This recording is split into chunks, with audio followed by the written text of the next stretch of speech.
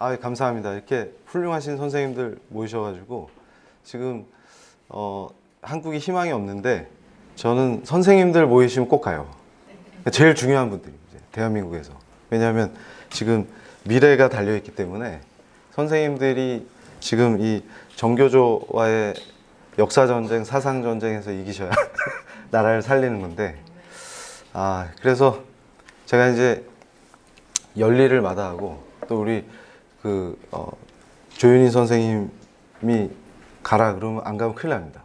그래서 제가 이제 왔는데 지금 살짝 이렇게 비가 오는데 많이는 안 와요. 근데 거기서 시작하면 돼요. 뭐냐면 우리가 이승만 대통령이나 박정희 대통령을 악마로 만든 거에 성공을 한 거죠. 악한 세력들이. 그러니까 지구상의 어떤 정치인도 완벽한 사람이 없어요. 저 같은 전문가한테 미국 정치사나 이런 걸 연구를 많이 했기 때문에 조지 워싱턴을 30분 안에 쓰레기로 만드세요. 그럼 금방 만듭니다. 어느 나라 어느 지도자도 그렇게 할 수 있어요. 그러니까 제가 이제 정치적인 얘기할 때 어떤 바보 같은 자가 저한테 까불다가 혼난 적이 있었는데 제가 이제 미국 보수 정치 이런 거 막 얘기를 하니까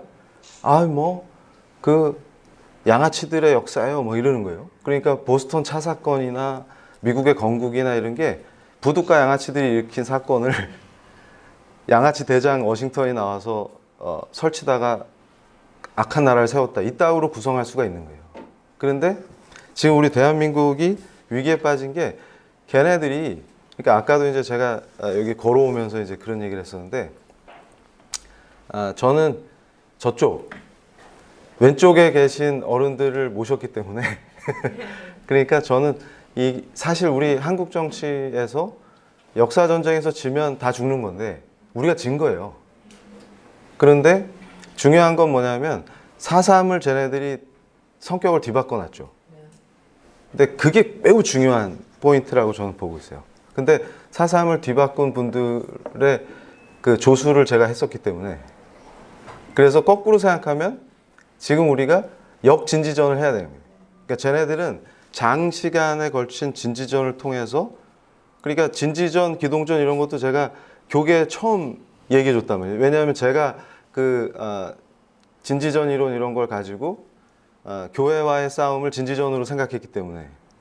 근데 반대로 이제 이게 위협적이면 역진지전을 펼쳐야 되는 거예요. 그래서 제가 지금도 굉장히 비판적으로 얘기하는 게, 대관고 사건이 터졌을 때 종자연이 만들어졌죠. 그 연구위원 했던 자가 누굽니까? 그렇죠. 빛을 발하는, 요새는 빛을 발하는데 그런데 그 종자연이 2005년에 만들어졌는데 2008년에 한국교회를 완전히 쓸어버릴 수 있는 법이 입법될 뻔했었죠. 그리고 지금 이미 프레임이 완성돼서 교육 현장에 계신 선생님들한테 말씀드리면 선생님들이 제일 빨리 이해하세요. 그러니까 지금 학교에서 선교가 가능합니까? 심지어는 기독교계 학교에서도 어렵죠. 부산에서도 막 우리 어떤 권사님들 징계받으시고 교육청에서 열심히 전도하다가 그런 일들이 벌어지는데 이미 2005년에 종자연이 만든 프레임이 지금 완전히 고착화된 효과를 나타내고 있는, 헌법이 개정되지도 않았는데 성교의 자유 제한한다는 식으로 우리가 헌법 고친 적 있어요? 근데 학교에서 선교 못해 선생님들이. 어떻게 된 거죠? 그래서 제가 그럽니다. 자, 그 작은 집단이, 작은 브레인 집단이 완전히 엄청난 규모의 한국교회 전체를 흔들어 버리는 작전을 막 핀 거죠. 이런 게 기동전이에요. 그리고 그 기동전이 먹히고 작전이 성공하면서 점점 진지를 허물어 버리죠. 그러면서 진지를 점령하고 새 진지가 짜지면 이게 진지전입니다. 근데 우리가 함락당한 거예요. 진지를 뺏기고 저들의 진지가 완성된 거죠. 근데 저들의 진지를 우리가 이제 공격하고 있는 거예요. 그런데 우리는 기동전도 못해, 진지전도 못해, 아무것도 못해. 인원고 사건이 터졌을 때 좌파 매체들이 긴장한 거 보세요. 오마이뉴스나 경향신문이나 태도들 보세요. 이게 교육 현장에 계시니까 인원고 사건 같은 게 제대로 이슈화되면 문재인 정권을 뿌리채 흔들어 버릴 수가 있어요. 그리고 우리가 그걸 살려서 기동전을 제대로 해내면 엄청난 파괴력을 갖는 거예요. 그러니까 제가 죄송합니다. 좀 오늘 좀 발언을 세게 할 건데 얼마나 멍청한지를 봐야 돼요. 얼마나 멍청한지를 우리 스스로 봐야 됩니다. 그래서 인원고 사건 터졌을 때 그 학생들 보호해가지고 대강고 때 강군 보호하면서 이렇게 보호도 아니지 이용이죠. 좌파들은 그렇게 해가지고 딱 세팅할 때 인원고 애들 지금 애들끼리 고생하고 아무도 관심이 없어. 소송해 주신 분 뭐 이런 거 몇 분 빼면은 이게 제대로 작동이 안 돼. 근데 이게 청소년이 정치적으로 피해를 입었다는 사건은 선거의 폭풍이 될 수가 있어요. 그런데 우린 뭐 하고 있나 했더니 다 모여 있어. 그래서 자금과 인력과 이런 것들이 효과적으로 전투를 치러내고 그런 것들에 대한 개념 자체가 없어요. 공사는 안 되려면 나와라. 제가 계속 지속적으로 비판하고 있는데 못 알아듣고 계속 저한테 뭐라고 동문서답하고 앉아있고. 그러니까 우리가 왜 죽어가느냐, 왜 진지도 뺏기고 다 지느냐 이 얘기를 할 때 간단합니다. 대강고 사건 때 종자연, 인원고 사건 때 nothing. 그 구조만 이해하고 분석할 줄 알면 우리가 왜 당하는지 알 수 있어요. 그러면서 다들 총선 때문에 바쁘대요. 그래서 제가 그랬어요. 그렇게 바쁘시면 효과 있어요? 그랬더니 효과가 있는지 생각할 시간이 없어. 너무 바빠서 우리끼리 쌈질하고 뭐하고 모이고 쓸데없는 거 하느냐고. 그래서 제가 그럽니다. 우리가 던지는 메시지가 같은 팀끼리 맨날 똑같은 얘기하는 그 사람 말고 그 바깥에 골목 하나 건너서 서 있는 사람한테 들렸을 때 그 메시지가 어떻게 들리느냐. 이런 게 굉장히 중요합니다. 아무도 신경 안 쓰죠. 그럼 우리끼리 모여서 우리끼리 열광하는 얘기만 계속 동호 반복하는 테이프 돌리듯이. 그러면 공산당을 막을 수 있어요? 그러니까 공산당이 활개를 치죠. 근데 비가 추척추척 오는 걸 제가 왜 얘기하려고 그랬냐면 페미니즘하고 관계가 있어요. 그러니까 이건 단순히 어떤 페미니즘만의 문제가 아니라 맨날 우리 선생님들이니까 이제 레벨이 좀 높으시니까 제가 좀 약간 어렵게 해도 괜찮잖아요. 근데 일반 대중 강연 때는 그러니까 지금 우리가 젠더라는 거 개념들이 섹슈얼리티라든지 낯선단 말이죠. 근데 이 모든 동성애, 젠더, 페미니즘, 성정치, 성혁명 이런 것들이 다 연계돼 있어요. 그런데 비 얘기를 자꾸 왜 하냐면 프랑스도 미쳤어요. 우리처럼. 그래서 프랑스의 에릭 제무르라는 사람이 프랑스의 자살이라는 책을 썼잖아요. 그래서 제가 우리 우파들이 얼마나 한심하냐면 제가 교회 해체와 젠더 이데올로기를 내면서 에릭 제무르 책의 핵심 내용을 번역해서 소개해 주면서 설명했잖아요. 프랑스의 자살이 얼마나 중요한 책이냐. 그래서 제가 프랑스가 미쳐갈 때 중국의 마오를 비롯해서 중국 공산당과 이 프랑스 엘리트들이 얼마나 중국의 공산혁명을 동경하고 좋아했나 이런 얘기 막 하면서 서양을 미치게 만든 유럽을 파괴한 68혁명의 쓰나미에 중국 공산당의 마오이즘이 굉장히 중요한 역할을 했다 이런 얘기 했잖아요. 그랬더니 뉴스앤조의 애들이 유물론자들한테 인터뷰하면서 이정훈 교수 얘기가 뻥이죠 이러고 다 인터뷰했는데 별로 마오는 영향을 안 끼쳤어요. 이러면서 뻥쳤는데 지금 프랑스에서 본격적으로 중국 공산당과 프랑스 엘리트 사이에 그런 문제들에 대해서 전문적으로 지금 쏟아져 나오고 있어요. 정보들이. 그래가지고 유학생 하나가 저한테 최근에 메시지를 보냈는데 교수님 소름이 돋았어요. 그래서 왜 그러니까 교수님 한국에 짱 박혀 계시는데 어떻게 이걸 다 알고 계셨어요? 그래서 내가 빛을 발하는 사람이다. 한국에 알렸는데 그러니까 제가 답답한 거는 에릭 제무르 같은 사람이 나와가지고 파리에서 문맹이 아니면 다사 읽을 정도로 엄청난 파괴력을 갖고 우파들이 이거 미친 프랑스를 살려야 된다. 그래서 제가 거기에 대해서 글도 썼었어요.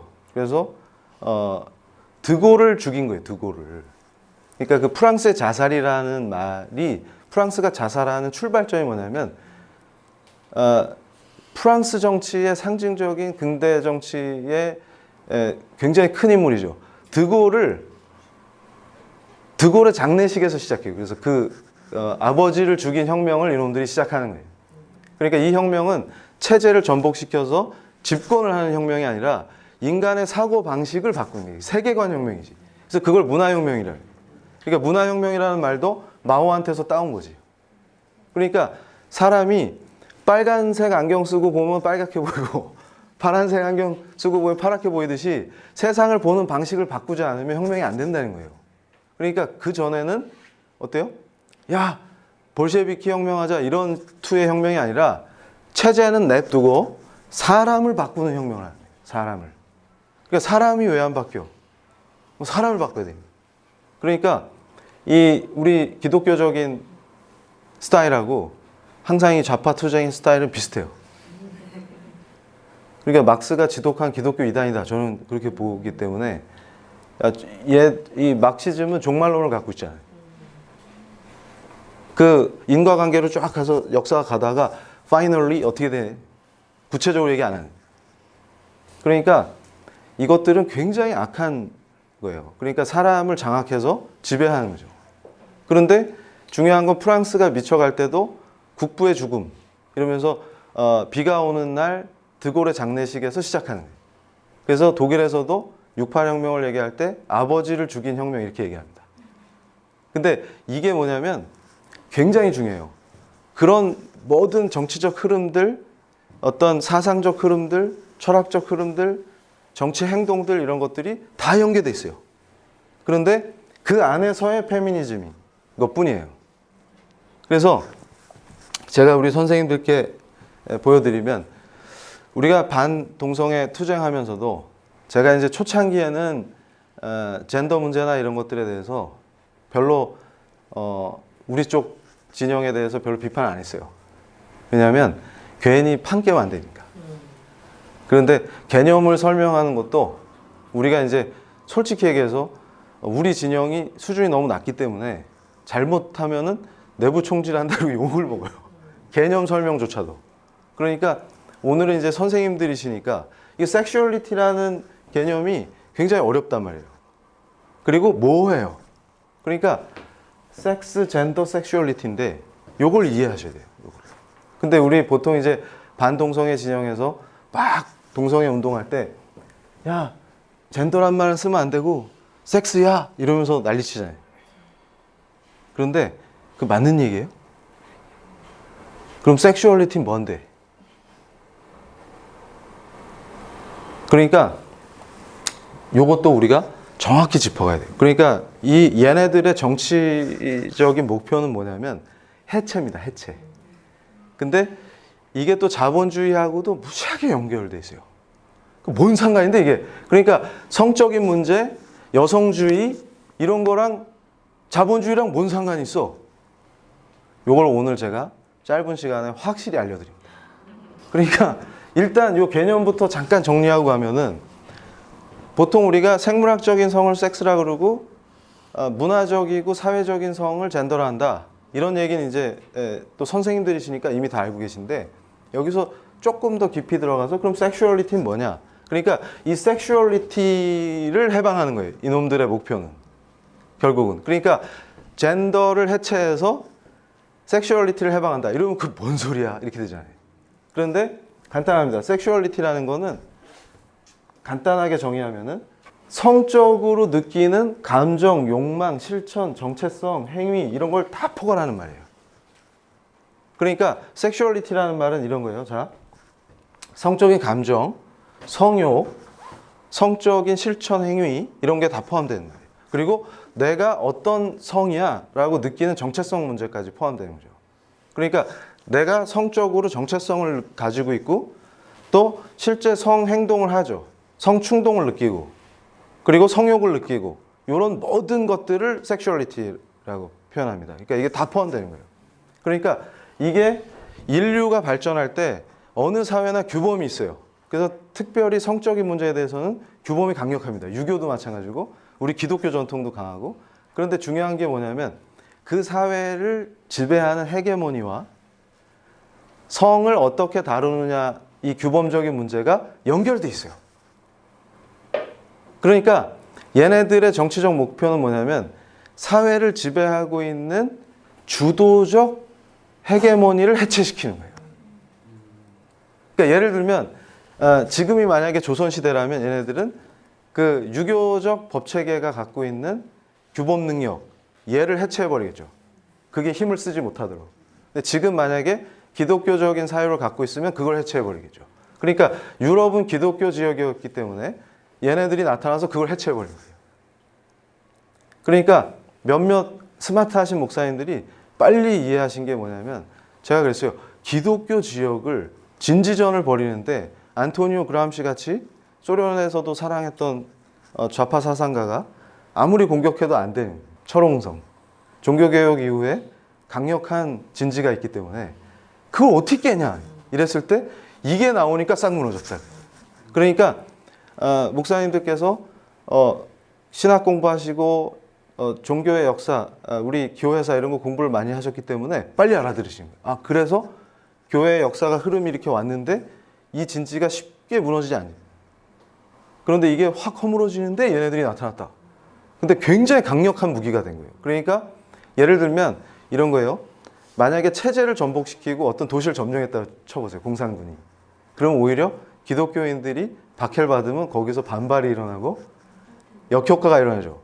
근데 이렇게 해서 사람 정신에 주입해서 이 사람의 정신세계를 바꿔버리니까 거꾸로 진지가 허물어져 버려요. 그러니까 실제로 성을 점령하려고 육탄전을 벌이는 것보다 사람의 정신을 지배하는 방식이 굉장히 무서운 거예요. 그러니까 그 전쟁에서 이긴 거예요. 그러니까 무슨 얘기냐면 인간이 어떤 성욕을 느끼고 자기 배우자를 고르고 그 배우자와 생활을 하고 이런 관계에서 나오는 모든 행동들이 규범적으로 통제를 받습니다. 그러니까 정상 범위에서 벗어난 걸 보통 변태라고 그러죠. 그런데 정상과 비정상이 원래 없는 거야. 이렇게 해체시켜버려요.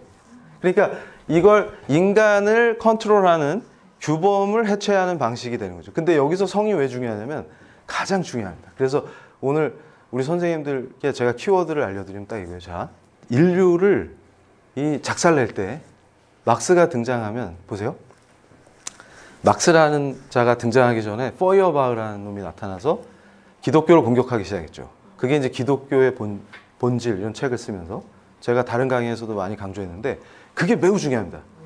이게 사상적으로 이 기독교를 적으로 설정해서 이걸 박살내야만 된다라는 그게 등장할 때 그러니까 결국은 뭐냐면 종교가 갖고 있는 정치성의 문제를 종교는 인간을 소외시킨다 이렇게 하면서 종교를 가지고 문제 삼으면서 등장한 거예요. 근데 이거를 그 라인에서 막스가 종교에 국한시키지 않고 노동에 포커스를 맞추면 뭐가 되는 거예요? 지금 인류 절반을 고통에 빠뜨린 공산주의가 거기서 나오는 거예요. 그렇게 해서 자 기독교 세계인 서양 세계를 공격하면서 기독교의 본질을 얘기하면서 기독교를 치고 나왔어요. 그 다음에 여기서 더 발전시켜서 종교는 당연히 아편이니까 다 쓸어버려야 되는 거고 플러스해서 제일 중요한 키워드가 뭐가 나왔어요? 노동이에요. 그러니까 이게 얼마나 이놈들이 정말 인간에 대해서 깊이 이해하는 놈들이에요. 그러니까 인간의 삶 속에서 노동이 얼마나 중요합니까? 자아실현과도 관련되죠. 노동을 안 하고 사는 인간이 거의 없어요. 어떤 형태로든 인간은 노동을 하죠. 그리고 이게 뭐냐면 자본주의와 또 밀접한 관련을 가져요. 인간이 어떻게 일을 하고 어떻게 임금을 받고 이 구조가 그러니까 근대 세계가 만들어지면서 특별히 산업자본주의라는 독특한 근대적 자본주의라는 게 등장했다. 근데 이게 막스 베버가 얘기한 것처럼 기독교랑 또 부과하잖아요. 이런 복잡한 것들이 있어요. 근데 거기에 다음 키워드가 성입니다. 그렇게 이해하시면 정확하게 이걸 꿰뚫어 버릴 수가 있어요. 본질을. 우와, 이런 거 얘기해 주는 사람 저밖에 없어요. 그러니까 무슨 얘기냐면 잘 생각해 보세요. 자, 기독교. 정신적, 지적, 도덕적 헤게모니를 가지고 유럽 사회를 컨트롤하죠. 이걸 박살낸. 포여바가 나와서. 그리고 여기서 인간이 그러니까 굉장히 종교적인 존재이기 때문에 그 지역을 지배하는 종교에 의해서 우리가 움직이는 거예요. 살고 먹고 마시고. 그런데 그걸 적대시하면서 딱 치고 나왔는데 인간은 노동을 할 수밖에 없죠. 그 노동 소외 문제를, 그러니까 기독교 때문에 인간이 소외됐어. 여기서 더 나가서 노동이 더 소외시켜. 종교는 당연한 거고 박살내는 거예요. 그러면서 성 문제가 지금 현대 정치에서 가장 중요한 얘네들 좌파를 견인하는 동력입니다. 그래서 동성애 문제가 엄청나게 중요한 문제가 되는 거예요. 전 세계적으로. 그래서 우와, 그러면 기독교, 그러니까 종교죠. 종교, 노동, 성으로 움직이는 거예요. 그러면 왜 제가 종자연 시절에 이놈의 교회가 눈에 까시고 지긋지긋한 적이다라고 생각했을까요? 그 성정치 성혁명을 방해하는 가장 강력한 집단이에요. 얘네를 박살내면 성정치 성혁명을 실현시키겠죠. 그러면 한국 사회를 유지하는 모든 규범 체제와 권위 체제를 해체할 수 있습니다. 그러면 완벽한 혁명이에요. 싹 쓸어버리는 거예요. 그러면 역사 전쟁 이미 먹혔어요? 다 뒤집어졌죠? 우리가 통솔로 알고 있던 역사를 다 뒤집어 놨어요? 이제 교회만 무너지면 혁명 완수. 그래서 제가 얘기합니다. 영국이 해체당하고 캐나다가 해체당해도 거기는 핵을 가진 괴뢰 집단도 없고 중국 공산당은 멀리 있고 괜찮아요. 그리고 프랑스가 아무리 미쳐도 서방 국가의 일원으로 활동하지 러시아랑 편먹고 미국을 공격하고 그런 짓 절대 안 합니다. 성정치로 미쳐도. 근데 우리는 성정치로 미친 데다가 그 짓까지 하니까 전멸되는 거지. 이해가 되시죠? 와, 그래가지고 제가 뭐라 그랬냐면 영국이나 얘네들은 해체했다가 부활하면 돼. 그래서 제가 자살한 프랑스는 드골의 형상으로 부활할 수 있을까? 이런 글을 썼다고. 자살했는데 정신 차리고 이제 부활하면 돼. 그런 흐름이 나오고 있잖아요, 프랑스에서. 예? 이거 우리가 그동안 미쳤어. 정신 차리자. 이런 흐름이, 걔네는 개혁이 좌파들이 프랑스적인 걸 파괴한 걸 다시 복구하는 게 개혁이잖아요, 지금. 근데 우리는 파괴해버리면 돌이킬 수가 없어요, 이제. 해체한 다음에 접수당하면 끝나는 거잖아요. 그런 위기에 직면해 있다는 거예요. 그런데 저 좌파들은 왜 그러냐? 그러니까 그렇게 해서 다 해체하면 뭐 할 건데? 제가 궁금해서 제 아내가 저한테 막 그랬어요. 뭐라 그랬냐면 옛날에 제가 같이 다니던 선생님들, 저에게 영향을 주신 선생님들 같이 다닐 때 제 아내가 제가 열심히 다니니까 그때도 좀 과했다 이렇게 주장하는데 과하게 막 그렇게 열심히 하니까 그래서 당신이 원하는 혁명이 완수되면 어떻게 되는데? 그랬더니 그건 묻지 마라. 이러다가 그러면 그때 그 선생님들이 하셨던 얘기 다 틀린 얘기야? 제가 갑자기 돌변하니까 예스. 그럼 어떻게 되는 건데? 그래서 제가 설명해 줬어요. 그분들은 과정까지는 너무 좋은데 이론도 좋고 그 뒤가 대책이 없는 거야. 나도 철이 없을 때는 다 해체하면 좋은 줄 알았어. 아버지도 꼴보기 싫고 부모도 싫고 다 싫어서 다 해체하면 그냥 죽는 거야. 어린애가 부모를 살해하면 싫어서, 잔소리 듣기 싫어서, 그러면 애도 죽는 거예요. 그러니까 이제 철이 든 거예요. 근데 신앙이 없었으면 철이 절대 못 들었게 돼. 지금도 아마 저기서 이상한 짓 하고 있어요. 그래서 우리가 이 성의 문제가 얼마나 중요하냐. 이게 정치적으로 다 가지고 있는 거예요. 그래서 제가 이 어렵기 때문에 쉽게 설명하려고 영화 국제시장 예를 많이 들어요. 그러니까 우리 학생들도 20대 애들도 국제시장은 또 봤더라고요. 그래서 뭘 느꼈냐 그랬더니 짱나요. 뭐 짜증난다. 자기들이 볼 때는. 그런데 좀 이렇게 인성이 괜찮은 학생은 울고 네 가지가 없는 애들은 짱나요. 뭐 이런 건데 국제시장이 왜 중요하냐면 거기 모든 게 다 담겨 있어요. 뭐냐면 박정희 시대. 그러니까 한국이 산업화되던 모습이 그대로 나오잖아요. 그러니까 유럽 같으면 굉장히 긴 시간을 걸쳐서 산업화되는 과정이 역사적으로 펼쳐지는데 우리는 압축해갖고 딱 나옵니다. 영화 한 편으로 담을 수 있는 거예요. 산업화 과정을. 너무 짧은 시간에 확실하게 산업화 시키니까. 그런데 보세요. 거기에 이 서구 근대의 정치적인 모든 문제가 우리는 압축 성장을 했기 때문에 압축해서 다 들어간 거를 영화 한 편으로 다 설명할 수 있으니까 그걸 가지고 페미니즘과 성정치, 성혁명 문제를 다 엮어서 설명할 수가 있어요. 왜 그러냐면 자 보세요. 이 사람 헤어스타일 저랑 비슷해서 기분 나쁜데 이 푸코는 진짜 거장이죠. 그러니까 우리가 착각하면 안 되는 게 제가 연구할 때 푸코 방법론을 많이 써요. 그러면 엑스맨이네? 스파이예요? 그런 좀 무지한 거 이제 우리 하지 맙시다. 그러니까 무슨 얘기냐면 푸코가 철학적으로 뛰어난데 문제는 뭐냐면 헤어스타일이 멋있어서 그런 게 아니고 이 친구가 본인이 동성애잖아요. 나중에 하여튼 엄청 하여튼 이런 얘기는 길게 하면 안 되고 그래가지고 이 양반이 지적한 게 뭐가 있냐면 이제 정치의 문제가 미시 정치의 문제가 생기는 거예요. 이게 무슨 얘기냐면 국제시장 영화를 생각했을 때 남자 주인공 황정민이었죠? 여자 주인공이 누구죠? 김윤진. 그렇지. 김윤진. 그 둘이 자 전에는 정치 문제다 그러면 박정희 대통령이 대통령으로 계시고 그 다음에 총선 때 국회의원 선거를 하고 그런 것들을 정치라고 생각했어요. 이게 거시 정치예요. 그러니까 누구를 총선 때 찍을 거냐, 대통령은 누구냐, 그 대통령이 잘하고 계시냐 이런 문제가 정치 문제라고 생각했다고. 근데 미시 정치라는 건 뭐냐면 황정민하고 김윤진이 침실에서 어떻게 성관계를 하느냐의 문제가 정치 문제예요. 왜냐하면 이게 권력의 문제라는 거예요. 그러니까 결국 섹슈얼리티는 권력의 문제가 돼요.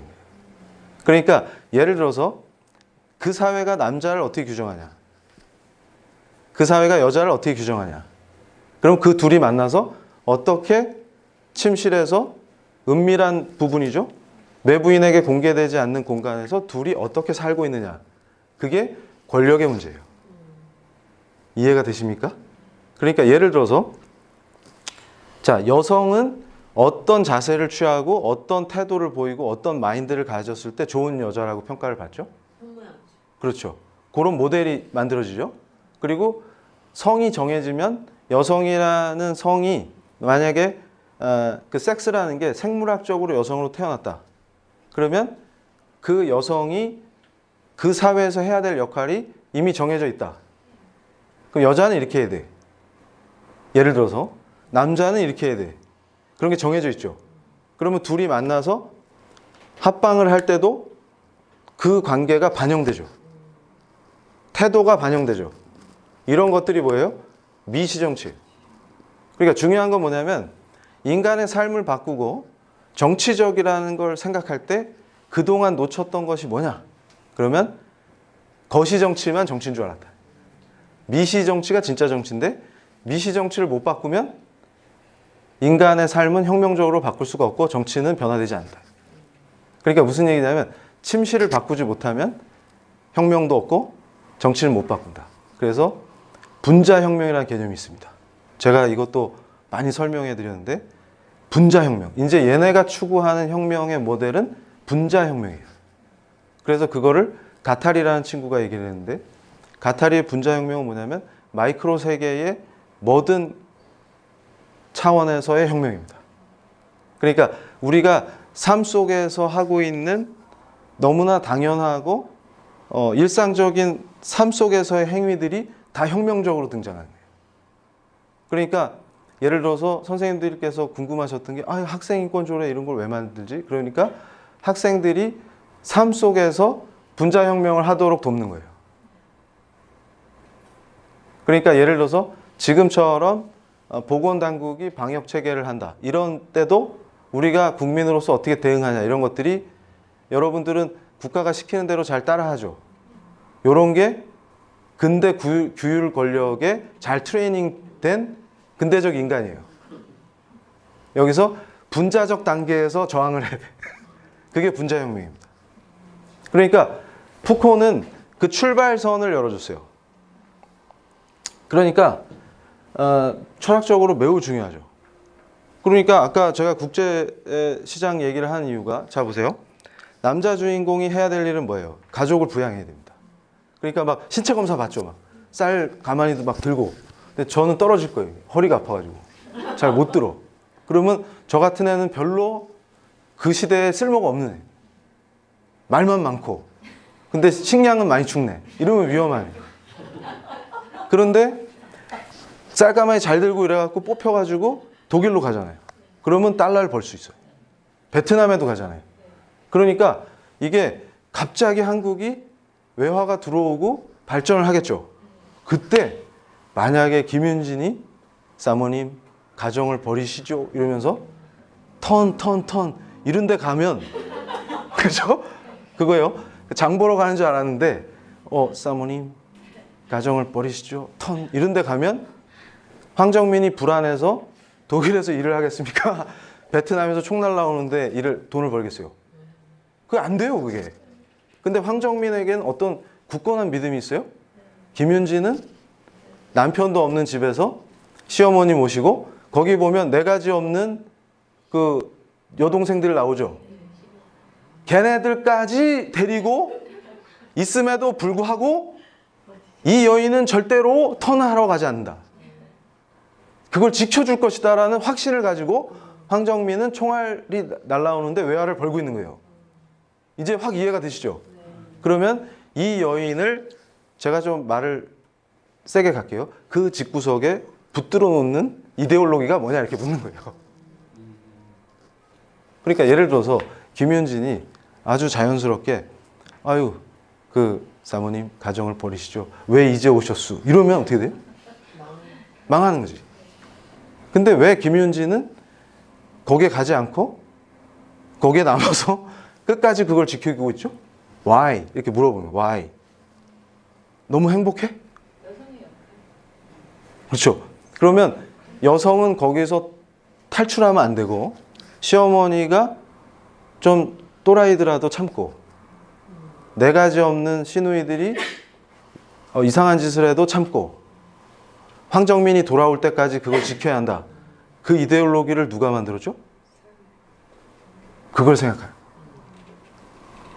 근데 중요한 건 뭐냐면 그렇게 해서 가정이 유지되고 김윤진을 붙잡아 놓는 이데올로기가 작동을 하고 근데 이데올로기라는 말 속에 허위의식이라는 게 들어있죠.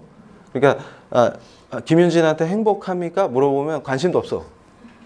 지금 바빠 죽겠어. 왜냐하면 애들 키워야지 시누이 챙겨야지 시어머니 돌봐야지 막 정신 하나도 없는 그분한테 개인으로서 행복하세요? 이런 말 자체가 사치가 되는 거죠 지금.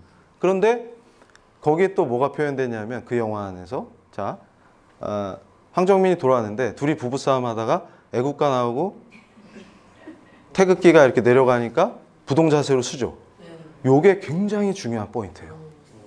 그러니까 무슨 얘기냐면 근대적 국가라는 게 그렇게 작동돼요. 이건 근대적 자본주의가 산업자본주의가 그렇게 작동돼요. 그러니까 남과 여가 만나서 이성애죠?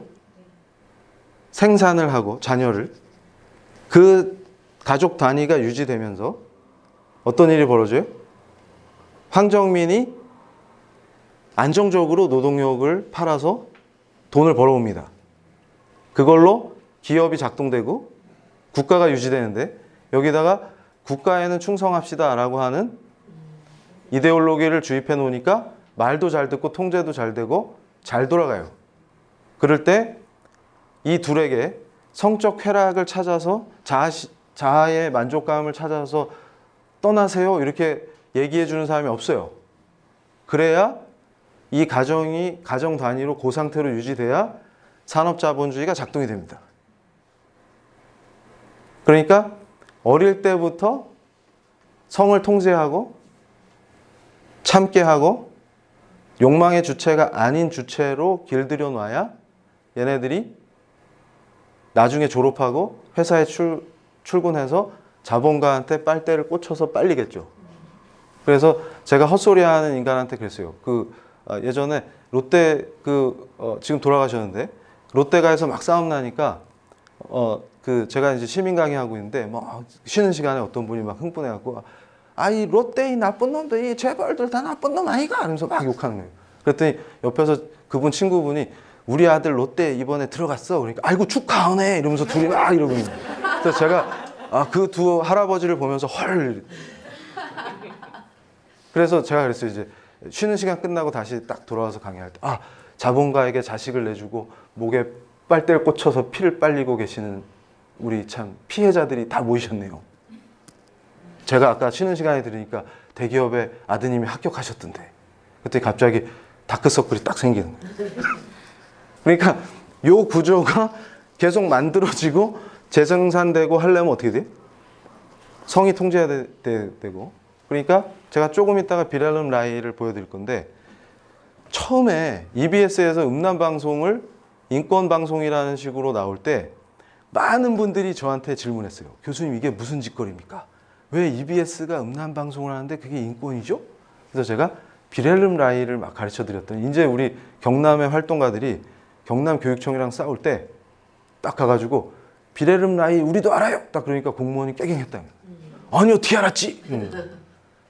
여기서 지금 중요한 문제가 푸코라고 하는 사람이 그런 사유를 하게 된 것이 지금 이 정치 문제에서 엄청난 임팩트를 주기 시작하는 겁니다. 그러니까 이제 정치 문제는 총선에서 누굴 뽑느냐, 대통령이 누구냐, 상권 분립이 작동되느냐 이런 문제가 아니라 미시 정치도 제일 중요한 정치 문제가 되기 시작합니다. 그러니까 가정의 침실이 굉장히 정치적인 논쟁의 대상이 돼요.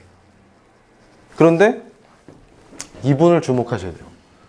왠지 남성미가 물씬 풍기죠. 주디스 버틀러인데 이분도 동성애자예요. 근데 이분이 젠더 트러블을 던졌죠. 그러니까 제가 간략하게 이 페미니즘의 역사를 짚어드리면 원래는 우리가 보통 보편적 인권 이러면서 근대적 인권이 발전하죠. 그때 로크나 이런 분들 생각하면 천부인권, 자유권 이런 거 생각해요. 자유, 재산 이런 거, 생명 이런 권리를 우리가 하늘로부터 받았으니까 계약으로 정부를 구성하고 국가가 만들어지고 이렇게 생각할 수 있는 사회계약론적인 사유를 하고 기본권에 대한 인식을 한단 말이에요. 그런데 중요한 게 뭐냐면 거기에 대칭적으로 여성도 참정권 운동을 하고 정치적인 기본권을 확보하려고 투쟁하죠. 그 과정에서 자유주의적 관점에서의 그 기본권을, 권리를, 인권을 대칭적으로 남성이 누리는 만큼 우리도 누리게 해달라는 투쟁이 나오겠죠. 그러니까 페미니즘이라는 말을 처음 쓴 사람은 사회주의자 중에서 공상적 사회주의가 있어요. 과학적 사회주의 막스 계열이 아니고 그 중에 샤를 프리에, 제가 좋아하는 탄산수 빼리에가 아니라 뿌리에, 그 친구가 1830년대에 처음으로 페미니즘이라는 말을 쓰기 시작했어요. 그러니까 이 페미니즘은 사회주의랑 굉장히 친합니다. 출발부터. 그럴 수밖에 없어요. 그런데 중요한 건 뭐냐면 그렇게 페미니즘이라는 말이 등장했지만 주로 그 당시 여성운동의 방향은 어디 있었냐면 자유주의적인 정치가 세팅되면서 제도화되고 권리가 보장되고 기본권이 보장되는 헌정 질서를 만들어 나가면서 그 기본권을 남성과 대칭적으로 비례해서 동일한 권리를 여성에게도 달라라고 하는 투쟁에 포커스가 맞춰지는 거죠. 그래서 초창기는 그런 모델이었어요. 그런데 이제 언제부터 이게 본격적으로 지금의 형태로 복잡해지면서 발전하느냐. 그게 이제 막시즘이 영향을 끼치면서 여성을 계급 문제로 전환시켜서 여성 문제를 접근하기 시작합니다. 그러면서 이게 강력해지는 거예요. 여성이 겪고 있는 차별과 이런 문제들을 막스적 관점에서 다시 분석해서 재해석하기 시작해요. 그러다가 기억하셔야 될 게 2기 페미니즘이라는 게 있어요. 이게 본격적으로 68혁명과 맞물려서 폭발하는 페미니즘입니다. 이게 제가 지금 설명한 이런 것들이에요. 그러니까 과거에는 자 이렇게 되는 거죠. 쉽게 말씀드리면 자 키워드가 뭐였어요? 종교, 노동, 이제 성으로 왔어. 그 과정이 이행되는 거예요. 와, 노동소외로 모든 문제를 얘기하고 혁명을 해야 되죠. 이제 노동이 아니라 노동은 플러스 성의 문제로 혁명을 해야 되는 시대인 거예요. 요게 정치의 좌파 정치의 핵심 문제가 돼요. 요렇게 하니까 쫙 이해가 되죠. 그래서 그렇게 하는 과정에서 푸코 같은 사람이 엄청나게 그거를 발전할 수 있도록 이론적인 배경을 제공합니다. 그러니까 우리 선생님들이 한번 생각해 보세요. 이게 권력의 문제라는 게 간단하지 않은 게 예수님 당시에도 십자가형을 당하고 있는데 군중이 모여 있으니까 소매치겠다 그러죠. 그게 인간이잖아요. 그런데 예전에 왕들이 자기 위엄을 보이고 백성들을 잘 통제하려고 했던 방식이 공개처형이에요. 겁먹는, 목을 딱 쳐버리면 쫄아서 말하면 잘 들을 거 아니에요. 그런데 그게 뭐예요? 그러던 권력이 이제 어떤 식으로 변했어요? 그래서 제가 메르스 사태 때도 논문을 썼었는데 여러분 생각해 보세요. 지금 현대인들이 가장 좋아하는 정부는 메르스 같은 거 터졌을 때 방역 잘하고 그런 정부예요. 그래서 그런 걸 뭐라고 부르냐면 생명관리 정치 이렇게 표현합니다. 그러니까 뭐냐면 이제는 권력의 속성이 생명을 관리하는 권력으로 변했다 그 말이에요. 근데 그 속성 중에 미시정치, 집 안에서의 침실 안에서의 부부의 관계 이런 구조들이 전부 이제 정치적인 문제가 되고 섹슈얼리티가 핵심 정치의 문제가 되기 시작하는 거죠. 그런데 이 주디스 버틀러는 왜 중요하냐면 여러분 보통 페미니즘, 여성주의, 여성운동 이런 거 생각하면 여성이 중심이잖아요. 근데 이분은 여성은 없는 거야 이렇게 들고 나와요. 그래서 제가 학생들한테도 버틀러 얘기해 줄 때 학생들이 제일 이해하기 힘들어해요. 여자가 있는데 내가 여자인데 여자가 없어? 이렇게 되는 거예요. 그러니까 이분이 처음 등장했을 때만 해도 뭐라 그랬냐면 여자는 만들어진다. 그러니까 원래부터 여자가 아니라 여자는 만들어진다. 그러니까 아까 국제시장 생각해 보세요. 김윤진이는 만들어졌다. 그 말. 그러니까 김윤진이 딱 태어났는데 응애하니까 어떻게 돼요? 성별을 판정하겠죠, 의사가. 얘 여자입니다. 이러면 그때부터 얘는 엄마가 분홍색 옷 입히고 자동차나 권총 장난감이 아니라 예쁜 바비 인형 사다 주고 이러면서 여자로 키워지겠죠. 그리고 이제 교육할 때도 얘, 너 여자 그러면 안 돼. 여자가 왜 그러니? 이런 얘기를 들으면서 자라겠죠? 그래서 여자로 키워지는 거예요. 그런데 아까 제가 뭐라 그랬어요? 자, 섹스와 젠더 얘기할 때 섹스는 태어날 때 생물학적으로 정해지는 성인데 젠더는 사회적, 문화적으로 정해진다. 이렇게 얘기할 때 그러면 얘가 문화적으로 여자로 만들어졌겠네요? 그걸 얘기하는 거예요. 근데 중요한 건 뭐냐면 버틀러가 나오기 전까지는 어떤 식으로 생각했냐면 태어나 보니까 여자애야. 그러면 그걸 통해서 젠더가 문화적으로 구성된다고 생각한 거예요. 근데 버틀러는 섹스가 젠더를 결정하겠네요. 그러니까 결과적으로 그걸 뒤집어 버린 거예요. 반대로. 그래서 그게 뭐냐면 젠더는 트러블을 일으키고 적극적으로 일으켜야 된다 이렇게 얘기해요. 그게 무슨 말이냐면 자 보세요. 얘네들이 확실하게 항상 좌파들은 극단적이기 때문에 자 부의 불평등을 해결하려면 어떻게 돼요? 사적 소유를 없애면 돼요. 사유재산 없애면 돼요. 간단데스. 좋아 죽겠네. 이렇게 되는 거예요. 그러면 젠더를 나눠놓으니까 불평등하고 차별이 생겨. 그러면 어떻게 하면 해결할 수 있을까요? 젠더를 없애면 돼. 구별을 안 하면 돼. 그러니까 무젠더가 얘네들의 마지막 목표인 거죠. 그러면 연락평등해. 이해가 되시죠? 그렇게 심각한 애들이에요. 그게 가능해? 그럼 그런 게 중요한 게 아니에요, 지금. 그런데 지금 이분은 뭐냐면 그래서 젠더는 계속 트러블을 일으키고 있고 그걸 더 적극적으로 일으켜야 된다 이렇게 생각해요. 그러니까 버틀러 이후에 제정신 아닌 페미니즘. 그러니까 여성이 없는 페미니즘 이렇게 표현하거든요. 이제 여성주의 투쟁이 여자가 없어지는 거예요. 그러니까 이 젠더라는 것도 제가 그러잖아요. 그래서 우리 쪽 그 반동성애 하시는 분들이 젠더라는 말은 입에도 담지 마 이러면서 막 부르르 떨고 그래서 저는 떠는 걸 별로 안 좋아해요. 그건 퀘이커 교도들이 하는 거지. 그래서 떨지 마라. 제발 개념어를 보고서 흥분하지 마라. 개념어는 그거 가지고 사유를 하고 토론을 하고 생각을 해야지.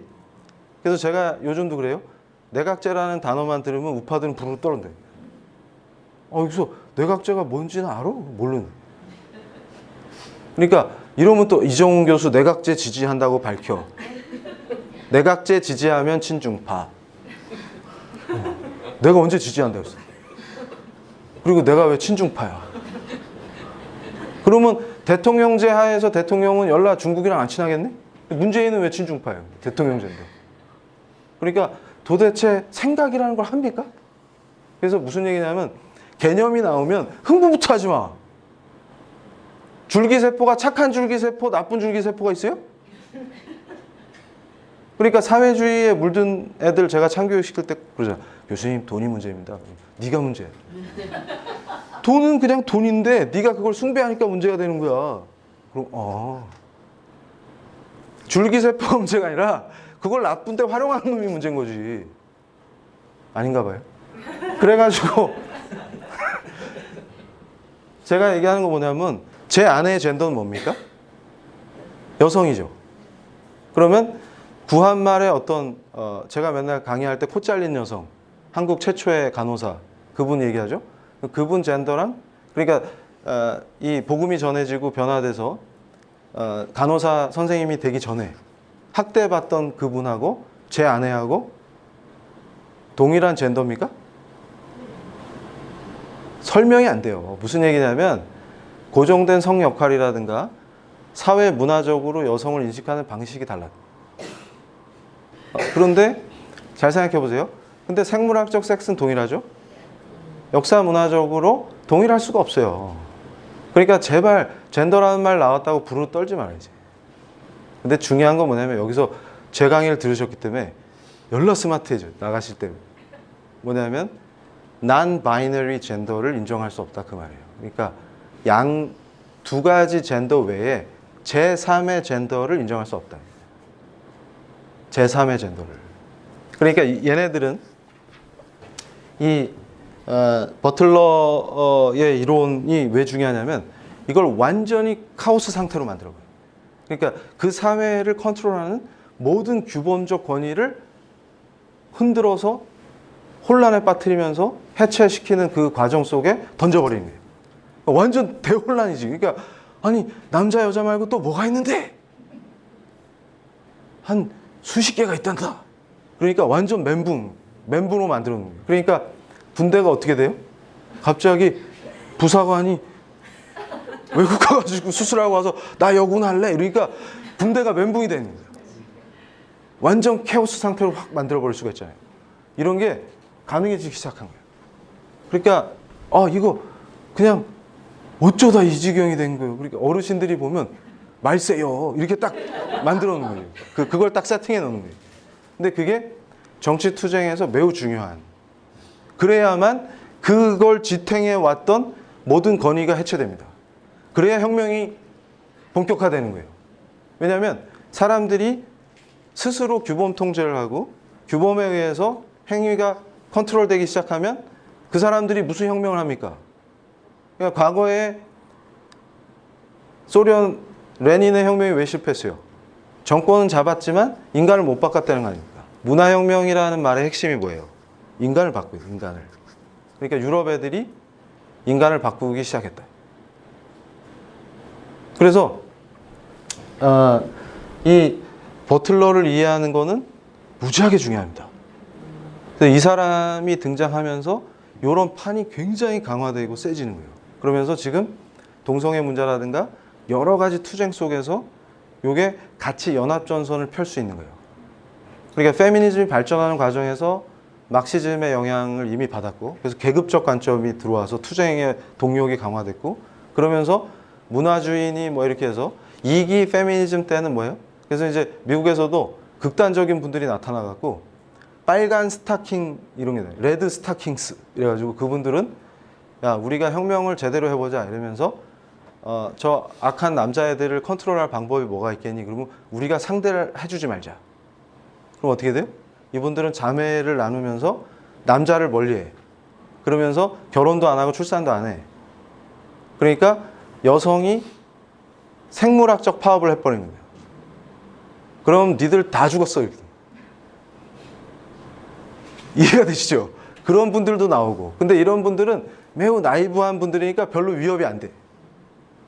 그러니까 분명히 야 우리 배신하지 말자 이랬지만 배신합니다. 그렇게 돼. 저처럼 로맨틱한 사람이 나타나면 무너집니다. 달콤한 말로 다 무너뜨리기 때문에. 그리고 외모가 워낙 출중해가지고 비까지 쏘고 이러면 다 무너져요. 그런데 그래서 별로 위협이 안 됐어. 근데 정치적으로 진짜 무서운 건 뭐냐면 이거예요. 자, 여러분 보세요. 제가 강의하면서 이걸 많이 보여줬는데 우리 경남의 활동가들이 경남교육청을 떨게 만들었. 비렐름 라이 우리도 알아요. 그러니까 바로 꼬랑지 내렸다. 아니 어떻게 알았지? 배우가 있다. 배우가. 빛을 발하는 어떤 교수가 배우로 이미 학습을 시켜놨다. 근데 이분 헤어스타일 특이하죠? 그래서 제가 이게 상태가 안 좋으면 김정은이랑 비슷해요. 헤어스타일이. 그래서 추구하는 게 비슷하구나. 이게 미적 감각도 비슷하고. 그런데 이게 또 뭐 사자에 대한 명예훼손 이런 거 라이 후손이 한국에 살진 않겠지. 그래서 이분이 비렐름 라이인데 이분이 왜 중요하냐면 아까 제가 EBS에서 음란방송이 왜 인권으로 둔갑했지? 그 답을 드렸다. 비렐름 라이를 설명하면서 여기에 성정치, 성혁명이 본격적으로 등장합니다. 근데 재밌는 건 뭐냐면 러시아가 혁명기에 러시아의 혁명 세력이 이 비렐름 라이 책을 못 읽겠어요.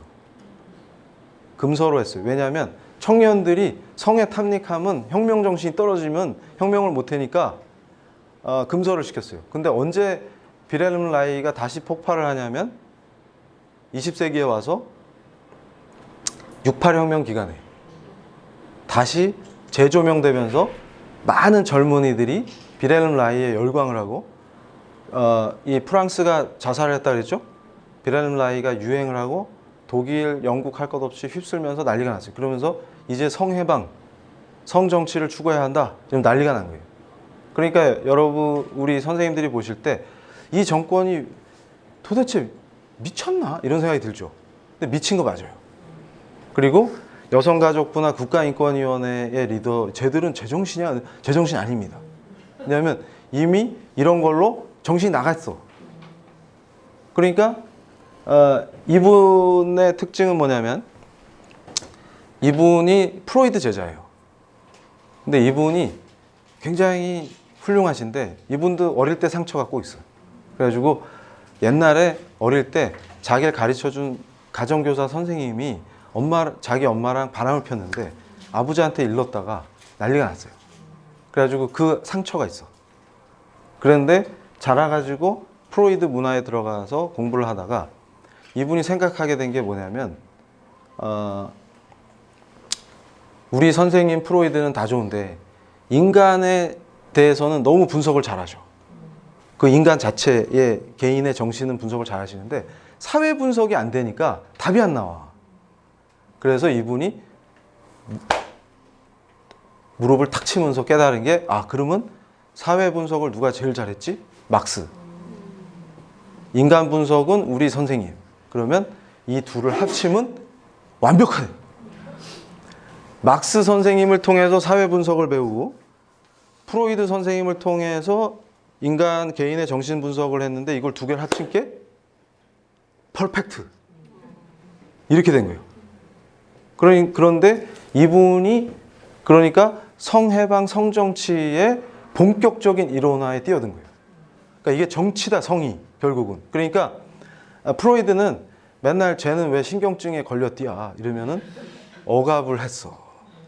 그러면서 프로이드의 치료법이 뭐예요? 표현은 하지만 하지는 마세요. 그러니까 예를 들면 인간이 머릿속에서 근친상간이나 동성애나 이런 충동이 일어날 때 그걸 억압하니까 신경증에 걸려. 그러니까 와서 돈 내고 말을 하면 돼. 의사 선생님한테 저는 어저께 충동이 일어났는데 그걸 막 다 말해. 괜찮아. 이렇게 되는 거예요. 근데 그걸 굳이 할 필요는 있겠니? 이게 이제 프로이드고, 그런데 이분은 뭐냐면 그렇게 인간이 갖고 있는 성적인 문제라든가 정신의 문제가, 그러니까 프로이드는 모든 걸 성으로 얘기하죠.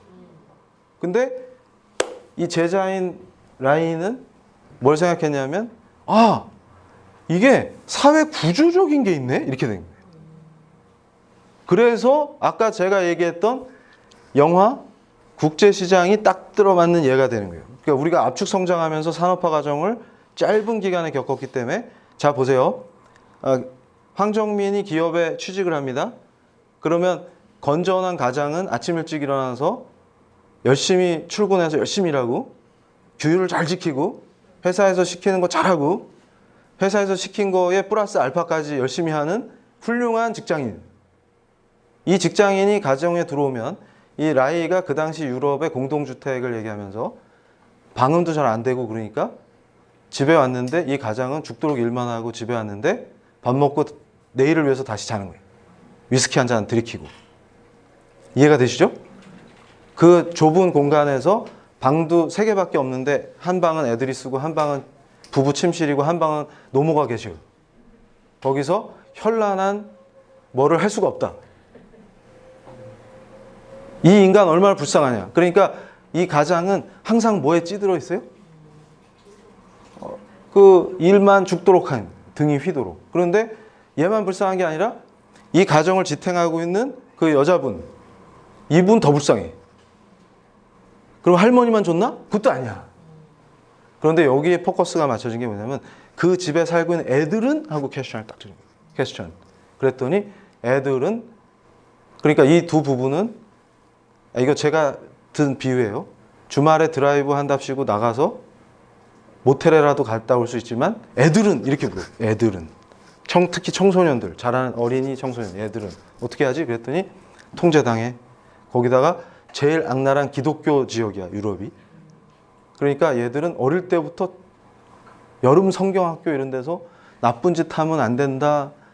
엄마한테 허락 안 받고 니들 성관계 하면 안 된다. 온갖 걸로, 거기다가 이제 죄 지으면 벌 받는다, 지옥 간다 해서부터 이렇게 해갖고 애들을 공포 상태로 딱 만들어 놓으니까 애들이 헐 이러고 있는 거예요. 그러니까 뭐냐면 이런 상태로 뭐가 작동되냐면, 그래야 자본가가 빨대 꽂기가 좋은 거예요. 근데 이 사람들이 만약에 나는 내 행복을 추구할래요? 이러면서 가정을 깬다거나, 애들이 학교에서 반항을 한다거나 이러면 통제가 돼서 야를 잘 키워서 자본가가 피를 빠는 노동자로 키워서 훈련시켜갖고 말 잘 듣고 숙달된 노동자로 키워야 빨대를 꽂을 텐데, 얘가 어려서부터 저는 성욕을 알아요. 그 즐거움을 탐닉합니다. 이런 애가 돼버리면 반항아가 되겠네. 그럼 큰일 난다 이게. 그러면서 얘가 고등학교 때 빠라바라밤 하면서 집 나가면 안 돼요.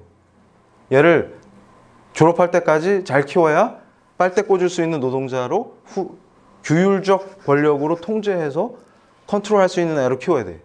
그리고 이 엄마는 절대 춤바람 나면 안 돼. 아버지 등이 휘도록 일만 해도 그게 내 운명인가벼 하고 그냥 그대로 해야 돼. 요 가정이 요 상태로 유지돼야만 산업자본주의가 돌아간다. 그러니까 라이 이후에 혁명가들이 좌파들이 생각할 때 어떻게 생각했냐면, 요 판을 깨지 않으면 자본주의와의 싸움에서 이길 수 없다.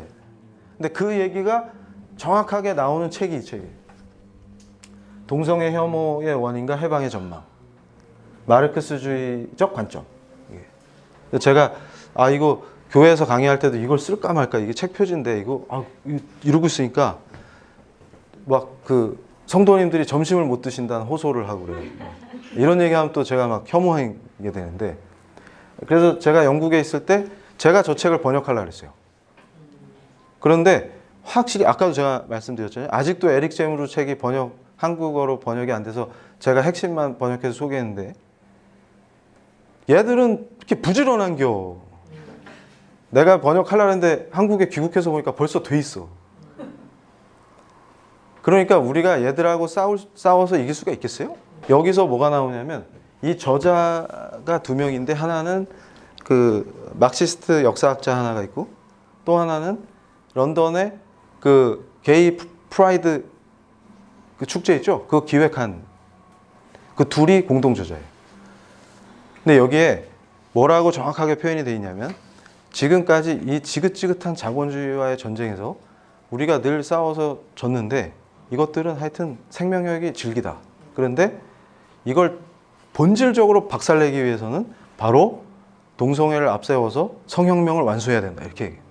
왜냐하면 이게 얼만큼 파괴적인지를 얘네들이 안다는 거예요. 그런데 자본주의가 해체되는 게 아니라 정치가 이상한 방향으로 가게 되는 구조를 갖고 있는데, 그러니까 결국은 뭐냐면 라이가 했던 것 중에 쇼킹하면서 지금 우리의 삶과 교육 현장에서 영향을 끼치는 게 상당히 많아요. 그러니까 학생인권 조례 같은 거 만들어서 퍼뜨리려고 하는 애들은 라이의 영향을 받은 거예요. 그러니까 이미 좌파 교육감들이 뽑아서 앉힌 애들이 거기에 물들어 있어요. 그러니까 무슨 얘기냐면 청소년 인권에서 성욕, 섹슈얼리티를 향유하는 건 중요한 인권입니다. 그게 라이가 얘기한 거예요. 그러니까 뭐냐면 어린이들이나 청소년들이 신경증에 걸리는 원인이 뭐냐? 그러면 성적으로 발육하고 있는데 얘네들이 섹슈얼리티를 즐기지 못한다. 실현할 수가 없다. 그게 기존 사회의 규범과 통제, 종교 이런 것들이 얘들을 얽매고 있다. 이걸 확 해방시켜주면 얘들이 해피해진다. 그러니까 68혁명 기간의 히피들, 부모가 미성년 자녀가 자기 집에 이성 친구를 데려와서 성관계하는 걸 용인하죠. 그 구성에서 이제 막가기 시작하는 거예요. 그래서 점점 성관계를 하는 연령이 낮아지죠. 유럽에서. 북미도 마찬가지고. 이제 미쳐가는 거예요. 이제 다 같이.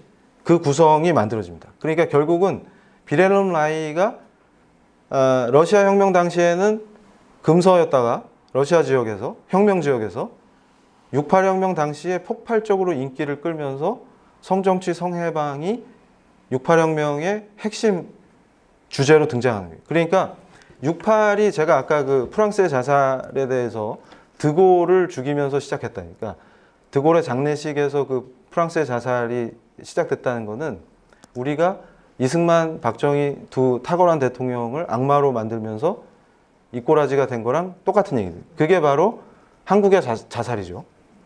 그런데 프랑스도 드골을 그런 식으로 죽이는, 그러니까 국부를 살해했다 이렇게 표현해요. 그러니까 진짜 죽였다는 얘기가 아니라 그걸 인정하지 않는 거죠. 그러면서 독일에서도 68혁명을 아버지를 죽인 혁명 이렇게 표현합니다. 근데 여기서 핵심이 뭐겠어요? 가부장 질서와 가부장으로 상징되는 국가 질서, 그리고 그 국가를 이끌어왔던 아버지로 상징되는 국부를 살해하면 권위를 해체하는 데 매우 도움이 됩니다. 그러니까 68혁명의 모토가 뭐였어요? 모든 금지하는 것을 금지한다. 제가 이것도 엄청 유행시켰죠. 무슨 얘기냐면 금지를 금지한다는 말이 뭐냐면 권위를 해체한다 그 말이에요. 그러니까 좌파들이 위험한 이유는 뭐냐면 이 자들은 우리가 생각하는 민주화하고 민주화 개념이 달라요. 뭐냐면 이들은 항상 권위를 해체하는 걸 민주라고 생각해요. 그런 썩어 빠진 정신이 여기에 이 성혁명의 핵심입니다. 무슨 얘기냐면 선생님의 권위를 해체해야 해방이 되는 거지.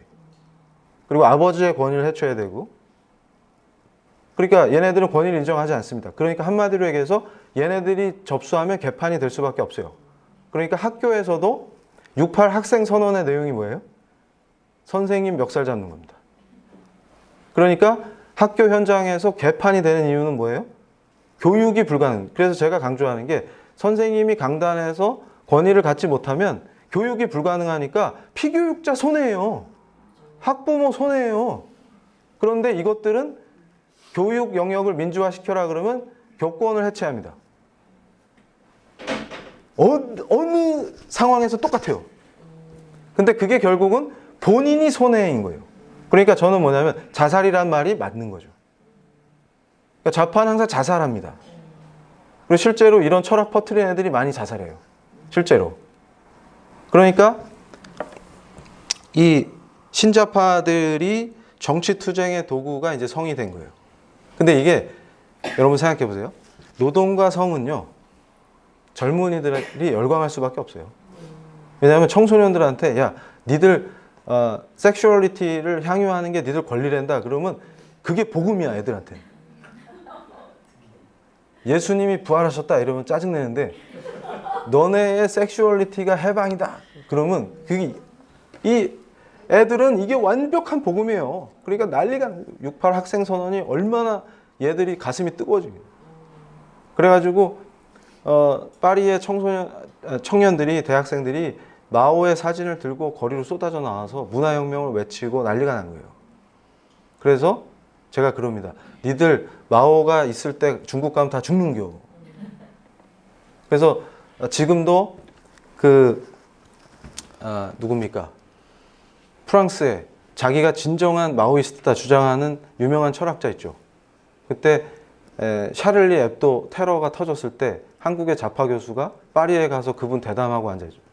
한국에서 반이슬람 정서가 일어나면 안 되는데 선생님 가르침을 주십시오 이러고. 그 사람이 알랭 바디우죠. 알랭 바디우가 나는 진정한 마오이스트다 이렇게 얘기했는데 제가 하는 얘기가 교수님은 마오 앞에 가면 죽습니다. 그렇게 커피 홀짝거리고 에스프레소 드시면 뒤지는 거예요. 그냥 마오는 커피 마시면 죽여요. 서구 부르주아 물이 들었다고. 그러니까 까부는 거죠 한마디로. 마오가 뭐 했는지도 모르는 것들이 알면서도 그러는 게 문제인데 anyway 그래서 이게 굉장히 중요한 정치적 흐름을 만들어냈다는 겁니다. 근데 이 흐름 속에서 자 이걸 보세요. 제가 이 큐어라는 말을 간단하게 설명한 걸 이걸 넣었는데 한마디로 얘기해서 여기서 우리 선생님들이 기억하셔야 될 중요한 주제어가 뭐냐면 정상과 비정상. 그래서 헷갈리시면 그걸 하시면 돼요. 정상인 듯 정상 아닌 정상 같은 너? 이러면 돼요. 그거예요. 얘네들이 추구하는 게. 그러니까 아까 푸코가 철학적으로 했던 업적 중에 뭐가 있냐면 정상과 비정상의 경계를 없애버려요. 그러니까 퀴어라는 말은 원래 또라이다 그 말이에요. 정상이 아니다. 근데 퀴어의 대립항은 이성애가 아니고 정상이에요. 그러니까 무슨 얘기냐면 이건 정상이야, 이건 비정상이야 라고 하는 것의 구분을 없애야 돼요. 이게 담론이 권력이다 이런 얘기가 어떻게 설명되냐면 이런 거예요. 자, 어떤 섹슈얼리티는 굉장히 포괄적인 개념이라고 제가 말씀드렸죠. 성적인 정체성을 느끼는 거, 성적인 욕망을 느끼는 거, 실제 그걸 행하는 거 이런 것들이 다 포함된 걸 얘기할 때 섹슈얼리티라는 말을 쓰는데 자 보세요. 내가 이런 성적 욕망을 느끼는 거는 비정상이야 라는 생각을 어떻게 할까요? 그렇죠. 그 사회를 지탱하는 규범이죠. 그게 가르쳐주죠. 근데 유럽은 기독교가 지적, 도덕적, 규범적 헤게모니를 갖고 있었죠. 역사 문화적으로. 그러면 성경이 죄라 하는 건 하면 안 돼가 이 사람한테 박혀 있잖아요. 이걸 이 사람한테서 뽑아내지 않으면 혁명은 불가능이지. 이제 딱 이해가 되시죠? 그래서 정상과 비정상을 구분하는 이게 개념을 인식하는 방식인 것 같은데 결국 이게 권력이었어. 이게 권력인 거예요. 진짜 권력인 거예요. 그 사람을 한 개인을 좌지우지할 수 있는 진짜 권력인 거예요. 확 이해가 되시죠? 그러니까 예를 들어서 제가 기독교인이 된 뒤로는 아침마다 일어나면 말씀을 읽고 묵상을 하죠. 그럼 거기서 받은 그 은혜를 가지고 하루를 살아요. 그러면 거기서 벗어나지 않으려고 굉장한 노력을 한단 말이에요. 그러면 그 권위를 누가 갖고 있습니까? 이러면 그걸 통해서 저를 좌지우지할 수 있잖아요. 이게 권력의 문제예요. 근데 만약에 이 창조주를 모르는 사람들이 유물론자들이 생각할 때는 뭐냐면 이게 다 허위이기 때문에 역사 문화적으로 형성돼 온 권력이 그 규범을 장악해서 헤게모니를 갖고 인간을 통제하니까 정치가 작동되는 거예요. 이제 확 이해가 되시죠? 그러니까 이건 정상이야, 이건 비정상이야 라고 나누는 그 기준과 우리가 이해하는 방식, 사고 구조 이런 게 전부 권력의 문제였던 거예요. 그러니까 예를 들어서 자, 황정민이 돌아왔어요. 황정민이 돌아왔어. 그러면 윤진 씨가 기뻐서 맞이해갖고 방으로 들어갔어요. 그러면 이 둘이 보이지 않는 은밀한 부부의 침실에서 나누는 성관계의 구성조차도 남성이 어떤 태도를 취하느냐, 여성이 어떤 태도를 취하느냐가 권력관계로 딱 만들어진다 그 말이에요. 근데 이걸 파괴하지 않으면 절대로 본질적인 얘네들이 원하는 혁명과 사회 변화는 없는 거지. 사회를 변동시키고 개혁하려면 인간이 바뀌어야 된다. 완전히 이걸 바꿔버리는 거예요. 그런데 보세요. 자, 왜 성을 해체하려고 하느냐? 왜 성을 해체하려고 하느냐? 그러니까 가끔 제가 이렇게 보면 우리 진영에 있는 사람들 중에 페미니즘을 이해할 때 주체가 바뀌는 식으로 이해하는 사람들이 있어요. 그거 no. 그거 아니에요. 얘네들은 해체예요. 그러니까 뭐만 기억하시면 되냐면 해체. 그러니까 제가 이 풀몬티라는 영화를 가지고 설명을 하는데 이게 뭐냐면 이제 영국에서 이런 거예요. 그 조선업이나 이런 게 지금 한국도 망해가기 시작했는데 스코틀랜드 지역에서 조선업이 망했죠. 그러니까 쉽게 얘기해서 영국 전체가 제조업이 망해가니까 제조업이 막 튼튼하게 발전하고 회사가 성장하면은 고용 상태가 좋죠. 그래서 제가 울산에 부임하지 않았으면 아직도 제정신을 못 차렸을 수도 있어요. 그래서 울산에 가가지고 제가 이제 회심한 직후에 부임해갖고 전임이 돼서 내려갔는데 동네가 희한한 거예요. 그래서 저는 궁금하면 못 참잖아요. 그래가지고 막 조사하고 분석하고 이러다가 뭘 정신을 차렸냐면 얘네들이 평등을 부르짖으면서 까부는데 제조업이 굉장히 발전해갖고 고용 형태가 좋으니까 과학 분야에서 두각을 나타내서 젊은 나이에 박사학위 받고 내려온 엔지니어나 고등학교 졸업할 때부터 계속 용접했던 분이나 오히려 이쪽이 소득이 높아요. 이해가 되세요? 그러니까 얘네들이 말하는 혁명은 절대로 그런 상태를 만들 수가 없어요. 그래서 제가 처음에 전임 딱 됐을 때 제 연봉이 울산 평균 연봉을 깎아먹는 사람이었어요. 지금은 역전됐지만. 근데 보세요. 그때 제가 딱 생각한 게 뭐냐면 와 이게 학벌이나 여러 가지 게 영향을 안 끼치고 그러니까 제가 거기서 되게 재밌었던 게 학생들 태도가 이상한 거예요. 학문을 천시하는 분위기가 있어. 그래서 이거 왜 이러지? 그러다가 호남 지역에서 온 교수님이 당황하는 거예요. 우리 동네에서 교수를 되게 속으로는 무슨 생각을 할지 몰라도 겉으로는 잘해주는데 여기는 왠지 천시하는 분위기가 있다. 이러면서 놀라는 거예요.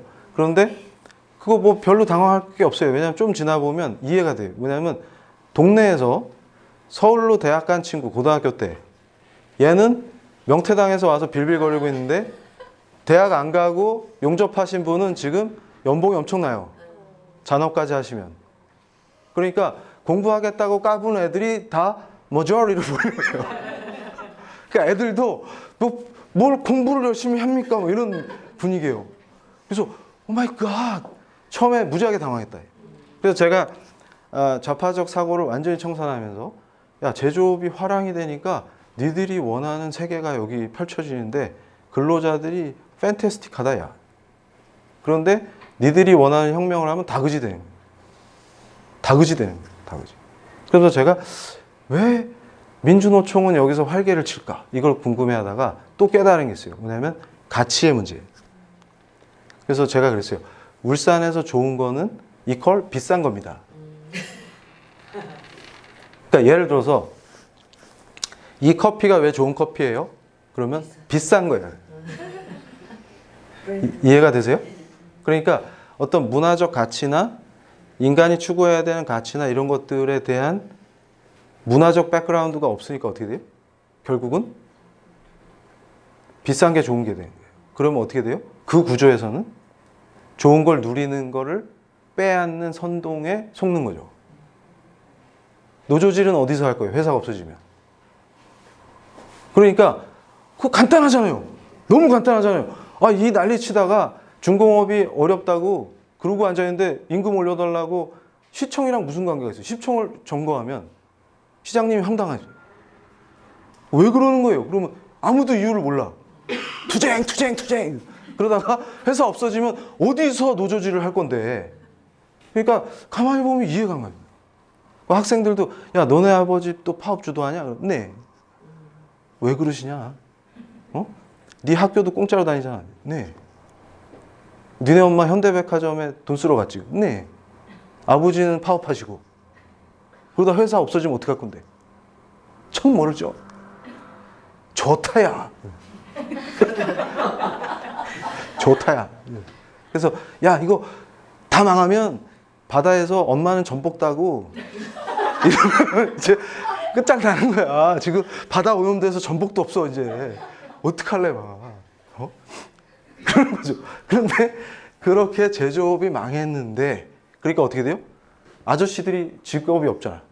그래가지고 스트리퍼로 데뷔하는 거예요. 이 영화 스토리가. 그러니까 이 영화가 보여주는 게 뭐냐면 경제와 산업 이런 거와 성역할 이런 문제가 굉장히 날카롭게 그려진 영화예요. 그러니까 무슨 얘기냐면 이 주인공들이 지금 뭐였냐면 제조업이 잘 나갈 때는 조선소, 자동차 이런 데에서 돈도 잘 벌고 이런 근로자였는데 공장이 없어지고 회사가 없어지니까 할 게 없잖아요. 그러니까 스트립 쇼를 하는 거예요. 그래가지고 그걸 이제 영화화한 거예요. 영국 애들이. 그러니까 영국의 산업위기가 이런 영화가 되는 거지. 그런데 그러니까 자기들이 근로자였을 때는 여성들이 스트립하는 업소에 가갖고 일 끝나면 가서 즐기고 술 먹고 그랬는데 반대로 이제 자기들이 스트립쇼를 하려고 그랬는데 보니까 몸매가 처참해. 그래서 오마이갓 이러면서 자기들끼리 우리 어떡하지 이러면서 이제 그 과정이에요. 그래가지고 살도 빼고 지금 무척 험난한 길을 가고 있습니다 지금.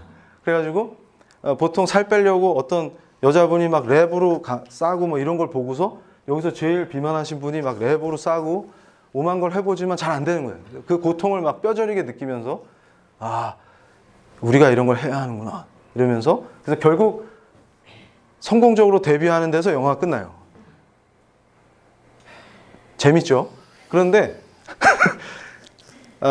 착각하는 게 뭐냐면 페미니즘을 인식할 때 이런 식으로 역할이 바뀌는 거를 페미니즘 투쟁이라고 착각하는 사람도 있어요. 근데 우리 쪽 분들이 많이 그렇게 생각해요. 근데 그런 거 아니다 그 말이에요. 얘네는 그런 거에 관심도 없어요. 뭐냐면 지금 뭐냐면 여성학 분야에서 유명한 정희진이라는 분이 쓴 책이 뭐냐면 양성평등에 반대한다예요. 왜 그러냐면 여러분 생각해 보세요. 양성평등에 왜 반대하냐면 남자와 대칭적 관점에서 비례적 권리를 동등하게 향유한다라는 개념 자체가 그걸 깨는 게 얘네 투쟁의 핵심입니다. 그러려면 아까 버틀러가 얘기한 것처럼 아예 젠더가 해체돼야 돼요. 그러니까 무슨 얘기냐면 그래서 제가 그랬어요. 예전에 학생 때 법여성학 전공하는 후배랑 논쟁을 막 할 때 그 친구가 아 선배는 왜 그 모양이야? 도대체 굉장히 진보적인 사유를 하는 자인 줄 알았는데 왜 이 문제만 오면 꽉 막혀서 그래? 그래서 제가 뭘 열받았었냐면 동성 커플이 애를 입양할 수 있게 해야 된다. 근데 그땐 제가 레프트였지만 혈압이 딱 오르는 거예요. 그럼 애는? 이러면서 애는? 애 입장에서 생각해봤어? 그랬더니 그게 아니라 뭐 어쩌고 막 논쟁하다가 그럼 저한테 저 답답한 인간하고는 도대체 대화가 안 돼. 그러면서 저한테 욕을 확 하고 버스 타고 가버렸어요. 그래서 헐. 그래서 사이 좋던 선후배가 이상한 상태가 됐는데 근데 중요한 건 뭐냐면 그걸 보셔야 돼요. 여기서 중요한 거는 뭘 해체한다는 거냐. 그래서 제가 그 후배한테 했던 말이 야, 잘 봐. 성역할이라는 게 특히 성적 관계에서 섹슈얼리티 안에서 생각해보자. 그러면 레즈비언 커플이 만나서 둘이서 연애를 할 때 팸과 부치가 있습니다. 그러니까 레즈비언끼리인데 남자 역할을 하는 애, 여자 역할을 하는 애가 정해진다는 거예요. 그러면 이거는 결국은 남자라고 하는 어떤 개념, 그 다음에 그 주체, 여성이라는 주체, 이게 존재하니까 동성애자 간에도 팸앤 부치가 있지 않겠니? 이렇게 얘기했더니 그 후배가 저한테 선배는 똑똑한 줄 알았는데 너무 무식해. 이게 왜 그러냐면 그래서 제가 다시 공부를 했어요. 그러면서 깜짝 놀랐어요. 그래서 버틀러가 중요한 겁니다. 버틀러는 이미 팸 앤 부치의 역할놀이 자체가 의미 없는 이론을 이미 만들어 놨어요. 그러니까 거꾸로 제가 우리 쪽 입장을 방어하려고 팸 앤 부치를 예를 들었지만 버틀러는 이미 팸 앤 부치의 문제를 가지고 그렇기 때문에 성 구별이 허위다 그 말이에요. 복사판이다 그 말이에요. 그러니까 뭐냐면 원래부터 얘는 정해진 여자여야 되잖아요. 근데 남자 역할을 할 수 있다는 뜻은 결국 젠더라는 것은 사회가 부여해 준 거에 불과하고 역할 놀이에 불과하고 본질이 없다는 거예요. 실제가 없다는 거예요. 와, 그러고 보니까 그런 거 같네. 그러니까 어떻게 돼요? 거꾸로 섹스가 젠더를 규정하는 게 아니라 젠더가 섹스를 규정한다 이렇게. 그러니까 생물학적으로 태어나는 건 의미가 없다 그 말이에요. 다 문화, 권력 이런 거의 문제로 여성은 원래 존재하는 게 아니라 키워지는 거고 만들어지는 거죠. 근데 이게 만들어지면 어떻게 돼요? 자, 그래서 출발은 어디입니까? 젠더를 메일 앤드 피메일 말고 난 바이너리 젠더를 인정하면서 이 구조가 파괴되기 시작해요. 그리고 이성애적인 섹슈얼리티, 그러니까 예를 들어서 내 정체성이 뭐지? 봤더니 남자야. 그러면 여성을 원해야 돼. 동경해야 돼. 이렇게 생각하는 섹슈얼리티가 이미 저한테 자연스럽게 내재돼 있죠. 이것도 학습되어 있는 거예요. 그래서 여기서 이탈해서 분화되는 다양한 것들을 정상이냐 비정상이냐를 범주로 묶어서는 안 돼요. 그래서 여기서 등장하는 여러 가지 정체성의 문제들을 다 사실로 인정하면 어떻게 돼요? 젠더가 막 분화되죠. 수십 개가 나오죠. 그러면 그 전략은 뭘 의미하냐면 구별이 의미 없게 만들어버리는 거예요. 그러니까 양성으로 묶여있는 거를 해체하는 방식 중에 두 개가 아니라 여러 개다 해버리면 해체돼 버리는 거예요. 두 개로 분리하는 방식이. 그러면 어떻게 돼요? 최종적으로 남과 여로 분리해서 성을 인식하는 방식 자체를 해체할 수 있고, 그렇게 되면 이성애를 기본으로 가부장제를 기본으로 한 기본 가정을 해체시킬 수가 있습니다. 그렇게 되면 얘네들이 생각할 때 산업자본주의를 지탱하는 사회 구조에서의 가정이 해체돼야 산업자본주의가 해체돼요. 이게 가장 강력한 방식으로 나타납니다. 그리고 가부장적 권위와 기존의 권위를 다 해체할 때 그게 이제 가타리의 분자혁명이라는 걸로 표현되는 건데 모든 관점에서의 생활 속에서의 내 행동이 저항으로 나타나게 되죠. 그러면 인간이 본질적으로 해방될 수 있어요. 그게 결국은 성이 해방되지 못하면 정치적으로 해방될 수가 없는 겁니다. 근데 얘네들이 그거를 완전히 실현하려고 해요. 이제 확 이해가 되시죠? 그러니까 이게 무지하게 중요한 문제인 거예요. 그러니까 결국은 자, 남성의 역할, 여성의 역할 이런 것도 산업 구조와 경제 구조 이런 거랑 연관이 돼버리죠. 그러니까 이게 풀몬티가 상징하는 게 사회학적으로 매우 의미가 있는 겁니다. 무슨 얘기냐면 제조업에 종사하는 남성 근로자들이 잡을 잃었더니 주체와 객체가 바뀌죠. 그러니까 얘네들이 멋있게 표현하는 말은 뭐냐면 남성을 섹슈얼리티의 객체로 전락시키자가 우리 운동이 아니고 결국은 둘 다 타자화되고 객체화되는 그런 몰인정하고 악한 자본주의와 소위 자유주의자들이 깔아놓는 그 판 안에서 다 해방시키자 그 말이에요. 그러니까 결국은 남성도 성역할이라는 그 굴레 때문에 평생을 고통받는 존재다. 그러니까 니들도 해방, 우리도 해방, 그리고 애들도 해방, 에브리바디 해방.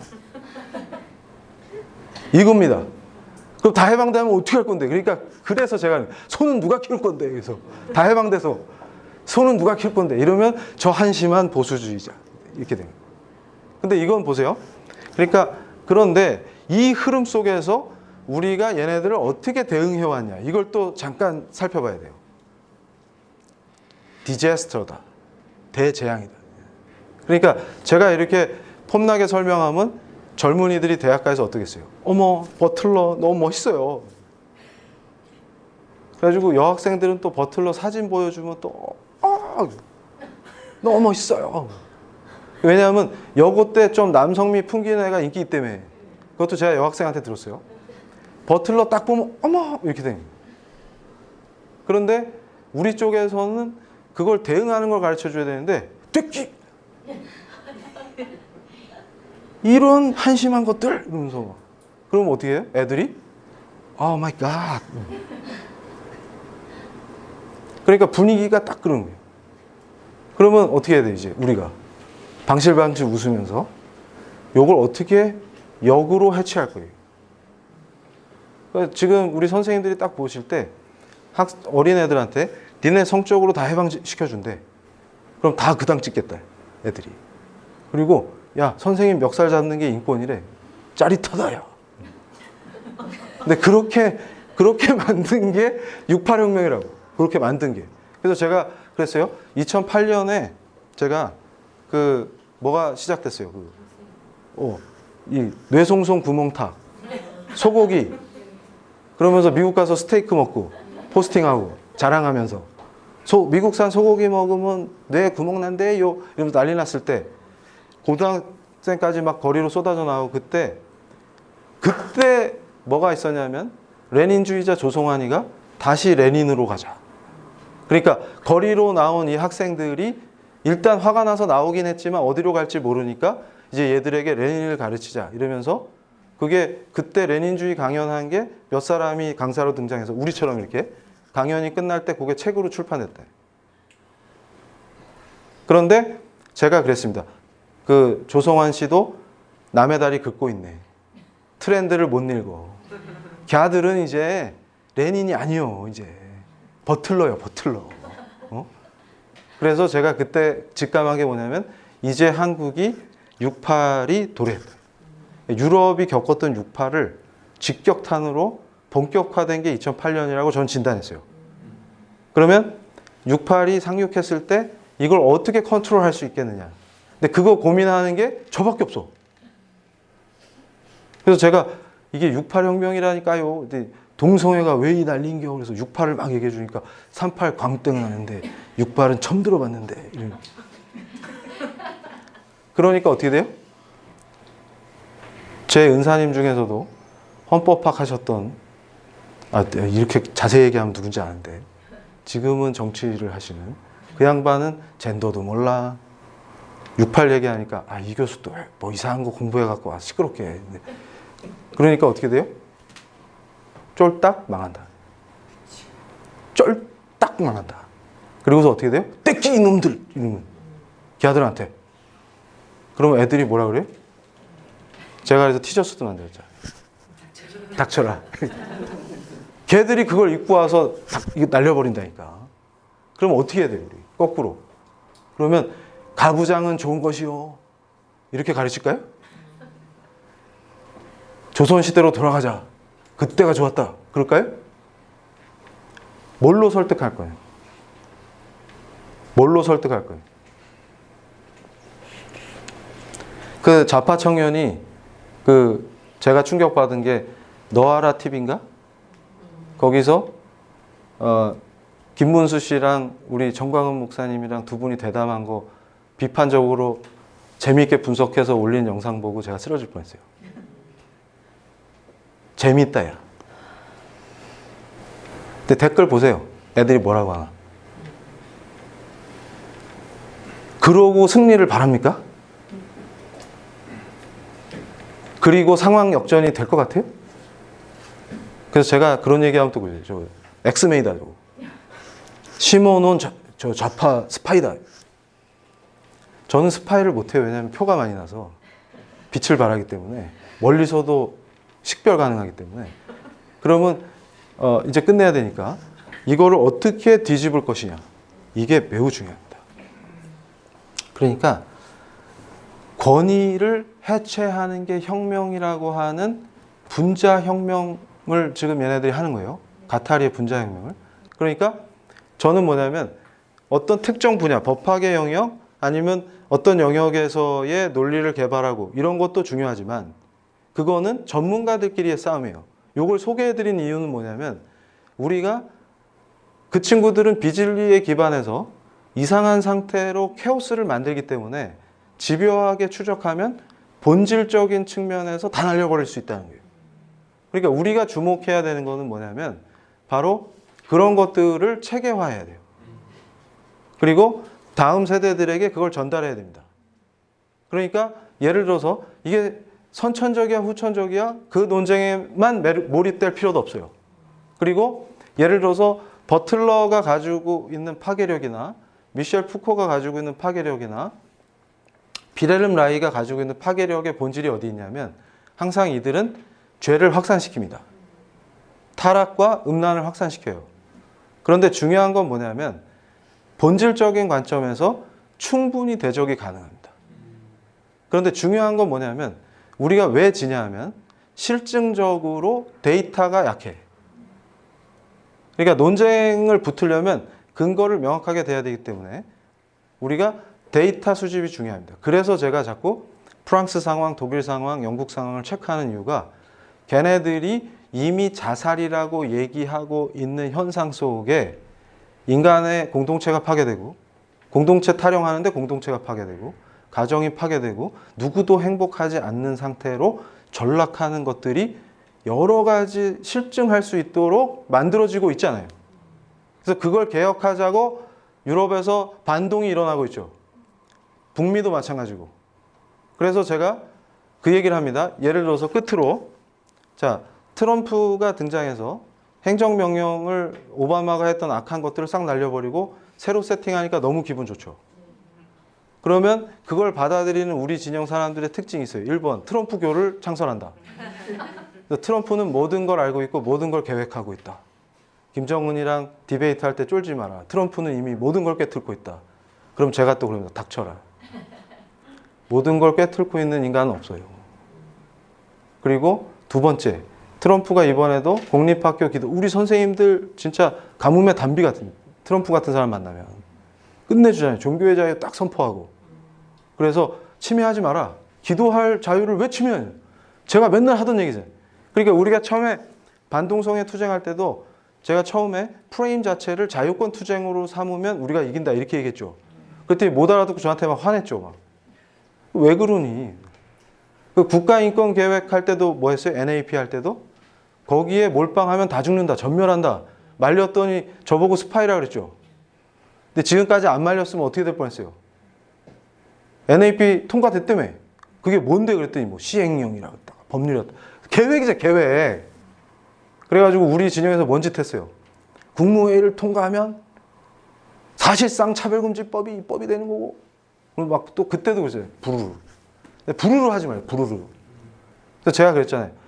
이명박 정부 때 1차, 박근혜 정부 때 2차, 3차로 연결된 흐름이 있다. 흐름이 제발 좀 정신 차려라. 정신 차려라. 그랬더니 성평등이 몇십 번이 나왔는데 교수님 그런 식으로 함부로 말씀하십니까? 100번 나오든 1000번 나오든 관계없어. 그랬더니 저런 무책임한. 그래서 제가 그럽니다. 지금 보세요. 그거 통과됐다며. 그래서 그것도 국무회의에서 막 심의해갖고 논쟁하다가 반대하고 뭐 이런 건 줄 알더라고. 보고하고 땡 치는 거예요. 그렇게 하기로 한 거니까 계획. 그런데 어떻게 됐어요? 통과됐다며. 그리고 지금 몇 년이 흘렀어요? 그럼 그때 우리가 뭐 주장했어요? 여탕에 남자 몇 명 들어왔어요? 마주치신 분. 폐지됐어요? 그때 우리가 뭐 주장했어요? 독소조항 폐지하라. 독소조항 고쳤어요? 그대로 있네? 근데 뭐 이상해? 뭐 했어요? 여태? 그래서 제가 그랬죠. 그거 없어도 문재인이는 하고 싶은 거 다 할 수 있다. 그래서 진짜로 독소조항 고쳐주고 하고 싶은 거 다 하면 어쩔 거냐 그때는. 오히려 역풍 맞는다. 제가 그랬죠. 그랬더니 그 말도 안 되는 소리를 하시고. 그래서 제가 그랬어요. 모든 화력을 거기에 집중했을 때, 그러니까 초반에 반대할 때 제가 잘한다 그랬어요. 헤어스타일을 다 저처럼 바꾸더라고요. 그래서 역시 내가 외모 사역이야. 내 스타일을 추종하는군 이랬는데 그때 제가 해외에 있었거든요. 귀국하고 나니까 난리가 났어. 모든 역량을 거기 집중시켜. 깜짝 놀랐어요. 이제 그만하세요. 가을쯤 하고. 그러니까 국가인권계획은 바로 이런 흐름 안에서 만든 거기 때문에 1차 때는 다른 줄 알아요? 기본 골격이 똑같기 때문에 이거를 우리가 보수 정권이 들어오면 날려버려야 되는 거예요. 어떤 실수를 한 거냐면 처음에 1차 때 국가인권위원회의 좌파들이 이 사상을 심으려고 국제법적 흐름이 다 이 판이잖아요, 지금. 그걸 근거로 비엔나 행동계획을 근거로 이걸 한국에 심으려고 1차 계획을 수립했을 때, 왜냐하면 당사국이 보고해야 되니까, 우리 이런 계획을 세워서 실행하고 있어요를 보고해야 되니까, 근데 바로 제가 지금까지 설명한 이 악한 흐름의 사상과 사조를 담아서 정책계획 인권 플랜을 짠 거예요. 근데 그거를 중요한 결정권자들이 이런 걸 모르니까 인권위원회에서 인권 전문가들이 이런 거 한다는데요. 그랬더니 보니까 뭐 젠더, 섹슈얼리티 뭐 복잡해 하라 그래. 그래서 시작한 거 아닙니까? 그럼 만약에 우리가 이런 걸 진단할 줄 알아가지고 뭐라고 딱 얘기해야 돼요? 국제법 질서를 존중하지만 지금 이게 찬반 양론이 여러 당사국 간의 입장이 다르기 때문에 우리는 무조건 국제법이라고 따르는 게 아니라 대한민국 헌법이 우선하고 대한민국 헌법이 추구하는 게 양성평등에 기초한 혼인과 가정, 또 양성의 균형적 발전. 그래서 제가 어떤 글에서도 그랬죠. 우리나라 민법의 역사 전체가 억압받던 여성들의 권리를 확대하면서 양성의 평등과 균형 발전을 비례적으로 이루어왔기 때문에 그 전통을 더 발전시켜서 강화시켜 나가야지 성을 해체하는 쪽으로 가면 안 됩니다. 이렇게 주장해요. 왜냐하면 헌법만 고치는 게 아니라 이게 한번 이걸 받아들이면 민사법 전체를 손봐야 돼요. 가정 자체의 법적 개념이 달라지니까. 그렇게 설명하니까 많은 법조인들이 헉 하면서 저거 안 되겠다. 이렇게 여론이 가는 거예요. 지금 상황 파악이 되시죠? 그런데 지금까지도 어떤 분이 NAP 타령하고. 그래서 제가 그랬어요. NAP 통과되면 난리 난다며. 2년 지났잖아요. 그때 우리가 막 홍보하던 게 뭐예요? 트랜스젠더가 국가대표 선수가 됩니다. 뭐가 됩니다. 그때 이상한 부사관이 가서 여군 되고 싶다고 하네요. 그분들 주장에 따르면 그분이 여군이 되지. 왜 전역시킵니까? 국방부가. 그럼 무슨 얘기예요? 그게 전부 우리가 뻥친 사람들로 프레임이 짜져서 반격하면 다 죽는다 그 말이에요. 그래서 제가 이제 적당히 하시고 멈추고 서명 받은 거는 갖고 있다가 정권 바뀌면 국가인권기획 자체를 날려버리거나 기본 토대적 이론을 완전 뒤집어 버리는데 이렇게 많은 국민이 원합니다 하면서 근거 제공으로 내이지 그걸 가지고 계속 투쟁하자 이러면 안 돼요. 그러니까 무슨 얘기냐면 꽃놀이패 하나 잡았다 흥행되니까 다 미친 듯이 그걸 하는. 그래서 어떤 지역에 갔더니 막 교회에 붙여놨어요. NAP 악법을 막자. 근데 법이 아닌데 무슨 악법이 계획이라니까? NAP가 뭐야? 플랜이랑 P가? 그래서 제가 그럽니다. 이 거대한 흐름 속에서 제가 그래서 쓰나미라는 표현을 쓴 게 뭐냐면 영국이 엄청난 교회 전통을 갖고 있었고 또 뭡니까? 영국 정치가 얼마나 선구적으로 자유민주주의의 선진국으로 꼽히고 있었어요? 법치의 나라였고 그 나라가 엉망진창이 됐죠. 이런 것들이 습격해가지고 그리고 캐나다가 무슨 꼴이 났어요?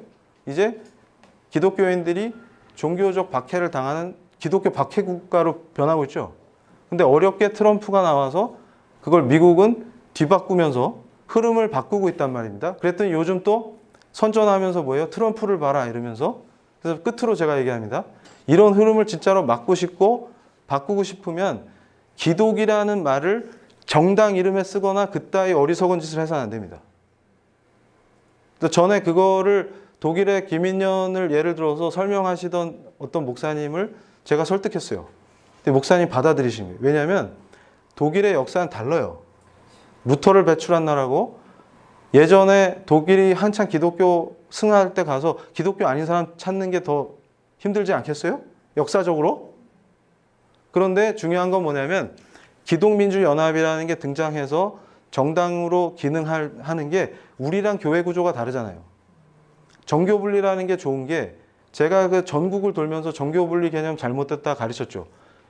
기독교인이 정치의식을 갖는 게 잘못된 게 아니고 교회 안에서 정치 얘기하지 마라. 그게 정교 분리다. 그게 잘못된 개념이라고 가르치고 다녔죠. 기독교인은 자연스럽게 정치의식을 갖게 됩니다. 성경에 기초하기 때문에. 그거 당연한 거예요. 근데 거꾸로 보세요. 미국의 정교 분리의 탁월함은 뭐냐면 국가와 교회를 분리시키는 거예요. 그리고 미국 정교 분리는 국교 부인의 원칙입니다. 미국이 공적으로 감리교가 우리 국교야, 장로교가 국교야라고 선포하지 않고 모든 종교가 퍼펙트한 자유를 누리는 거예요. 그러니까 어떻게 돼요? 국가에 교회가 종속되지 않죠. 그러니까 무슨 얘기냐면 왜 미국 교회가 아직까지 살아남아 있냐면 스피릿이 살아있냐면 그 자유의 원칙 속에서 교인들이 성경적인 구조 안에서 자유롭게 자기 신앙을 지킬 수 있기 때문에 가능한 거예요. 네덜란드에서 아브라함 카이퍼 박사님이 왜 개혁을 했어요? 국가가 대학을 장악하니까 신학교도 대학 아닙니까? 그럼 어떻게 돼요?